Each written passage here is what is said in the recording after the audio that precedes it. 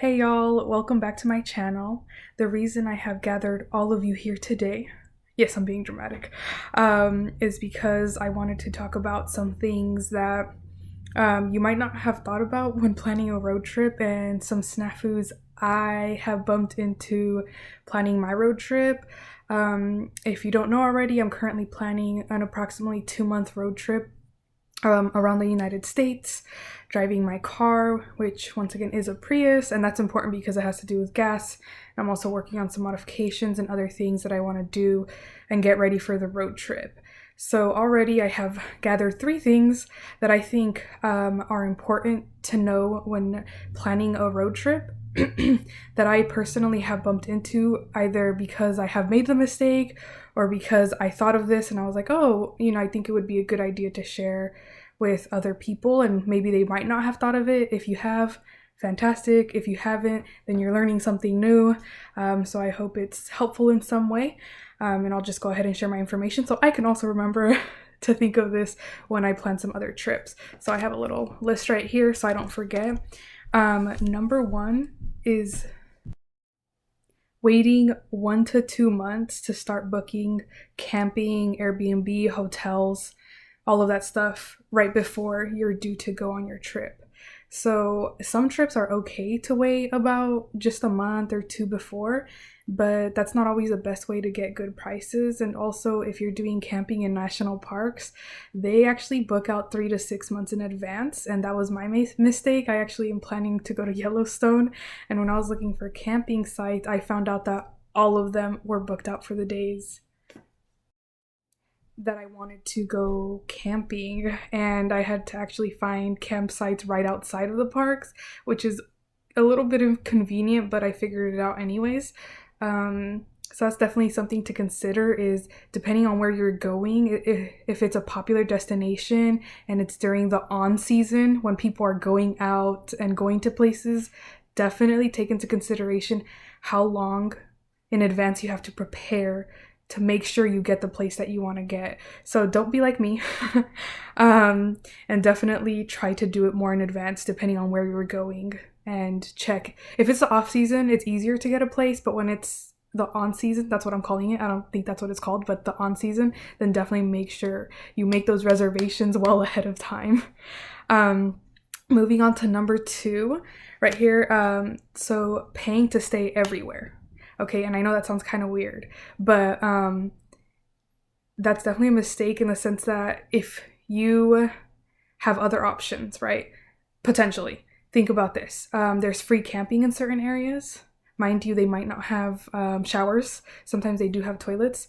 I'll go ahead and list like different places that you can go, websites and stuff that you can check out, free camping areas, because if you can save money and you just need to stop somewhere just for the night to rest and then keep driving, then that's a great idea. But if you're going to enjoy a place, definitely I think paying for camping might be a better idea.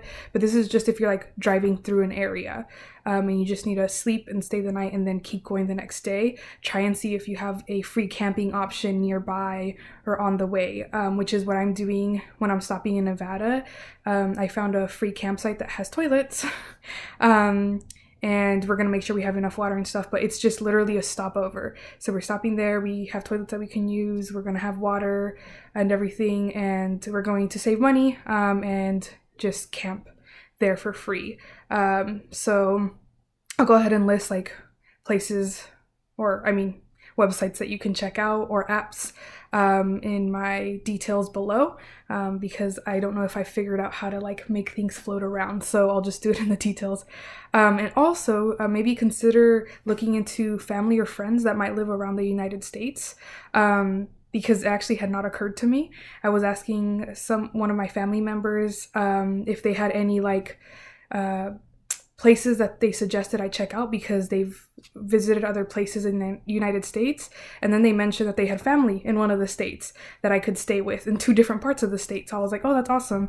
And then one of a cousin of a cousin, extended family, lives in another state and could potentially be a person that I could stay with. And then I also have another cousin in another state. So I just sat down and thought of like different family members that are in different states, and I just kind of stumbled upon the other people. So consider talking to family friends, all of the above, and see if they have any connections that would be okay with, having you stay for a few nights, because it's always nice to have a local suggest places, and maybe if they have time to show you around and they wouldn't mind having you as a guest.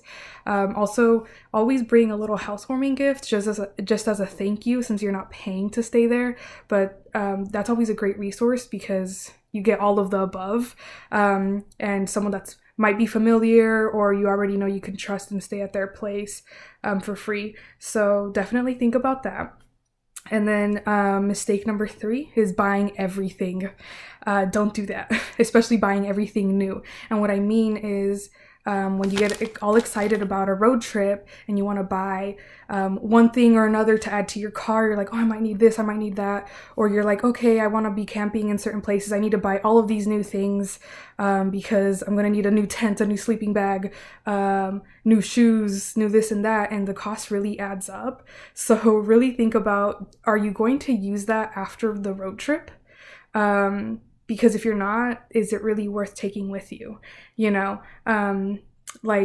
So one of the things that you might need that on the road trip, if your car happens to have a flat tire, is a tire repair kit if you need to just drive to a mechanic, right? The tire repair kit is good because you can also use that after the road trip. But if you want to buy some other fancy, I can't even think of something right now, but I don't know, you want to get some really good video footage. So you're like, oh, I need to buy a new camera that's like $500. Are you going to use that camera afterwards? So think about, maybe I have a family member that I can borrow the camera from, like a GoPro or something. I'm using that example because I might be borrowing a GoPro from a family member for the trip stuff, instead of having to buy one new for like $300. So think about that. Think about if it has use afterwards. Think about, do I have someone else that I can borrow it from? And finally, can I get it used instead? So I actually started looking at used GoPros, and then I mentioned it to a family member once again, because I love talking to people. So it's nice to get people's opinions about certain things. And they mentioned that they had one that I might potentially be able to borrow. We'll have to work out the terms, but just a thing to consider before you end up spending all of this money on things you might never use again. Another example, I was wanting to get hiking boots, because I know I want to go hiking more often, right?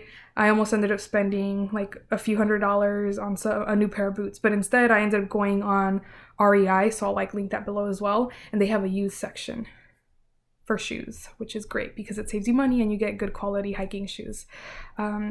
So those are all of the things, the 3 mistakes not to avoid when going on when planning a road trip, and some things to think about. And I hope that was helpful. Thank you for following me on my journey, and I'll probably be back with some other mistakes that I'll be making along the way, so we can all learn together. Thank you. Bye.